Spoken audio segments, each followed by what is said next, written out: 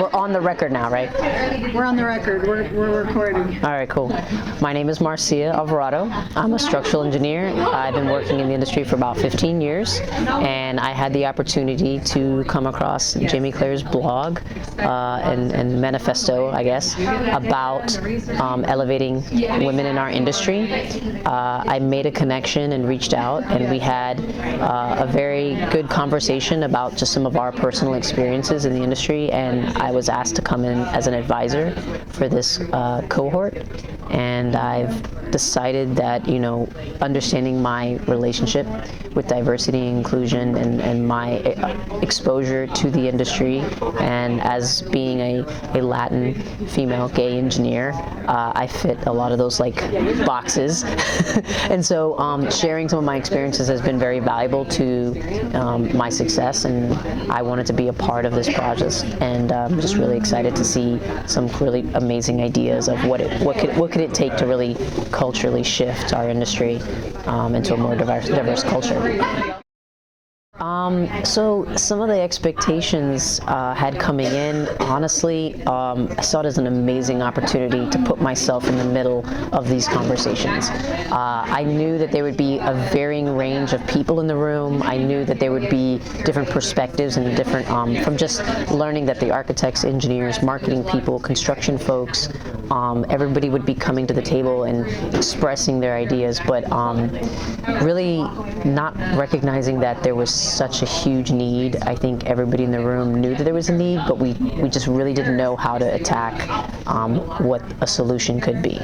And I think we all got on the same page when we recognized that a lot of companies recognize that there's a problem, but nobody really knew how to attack it. Coming from a place of speaking on diversity and just inclusion and just trying to create a safe space for the LGBT community to speak their voice, to share some of their ideas, and to talk about a lot of the things that they're struggling with and having to be comfortable in their own skin and how to navigate in the world that we live in as a society. As being a part of that community, I felt was something that I could really bring to the table, because that's what I feel like inclusivity really means, is to be in a space where you can really share your feelings, your ideas, improvement of a company and a corporation. And I think that that's where the group has really good understanding now, and I think that now that we're all aligned in terms of where we want to go,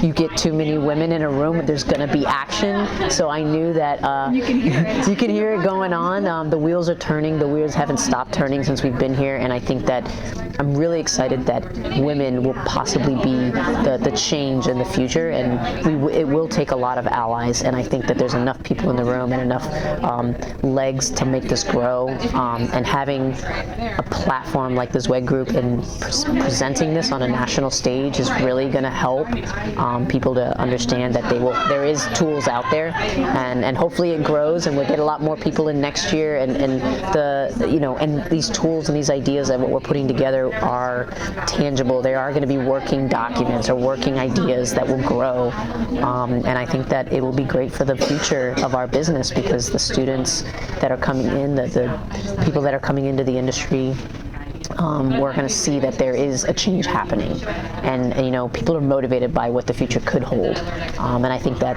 us creating that dynamic and having a lot of those conversations on many different levels is going to help. I think I've been most surprised at the level of insight that people have seen in myself. It's really an honor to be here, but I have seen that when I had a chance to speak to the group as a whole, it was very intimidating. It was intimidating because the engagement was so high. Their eyeballs are fixated, and everybody's listening. Usually you speak to a group of people, and some people are here, some people are not here, and to be able to have that type of captive audience is something that I feel, that really just surprised me. And I think that there's going to be a lot more opportunities for that, especially to talk to groups of people that are wanting that information. They want to know more. And I've just been so surprised that people want to hear my story. I never anticipated going down this path. I just wanted to build buildings since I was a little kid, and I'm doing that now, but now I see that there's a future in really sharing the experiences to others going forward. And it's going to take a lot more stories, not just mine, to make that happen. I talked to about 5 or 10 women in the local industry in Tampa Bay about this opportunity, and all of them were like, okay, I need you to take this there, I need you to take this, here's my ideas. Everybody came to me, not necessarily within my company, but other companies of other affiliations of women that were just like, these are the concerns we have. So it will be very exciting to take back to them and across all different spectrums of the industry. And I think that whether or not my company takes these ideas or not, but I think having it spread along the industry as a whole in the Tampa Bay region will be really amazing. I talk to a lot of groups and in the LGBT community, and it is a struggle for a lot of young people to be authentic in themselves. I think that we don't give ourselves enough credit for being humans. The holistic idea of bringing your whole self to work is something that I have done naturally in my own life, because I have recognized very early on that I give everything I have into what I'm doing. I take a lot of ownership in what I do and how I do it. And I organically have shared and tried to connect with human beings, because I understand that if there's not a relatable thread between the two of us, then there's not going to be an essence of compassion that you're going to have for me, or vice versa. And it makes people work harder for each other. It makes people understand that there's more than just work. So I've organically done that for the last 15 years. I should have probably capitalized it early on, knowing that this is really the fabric of what's going to change the way we do business. I've shared that in my own right, and I think that's why people have kind of seen me as a highly engaged individual, to be able to share that. And I hope that we can spread that within our industry and within the rest of the community. Mental health is something that people don't really think about in our community, and I want people to understand that it's important for your health, for yourself, for your family. And I think that here and at least in the engineering community, it's always about working really, really, really hard.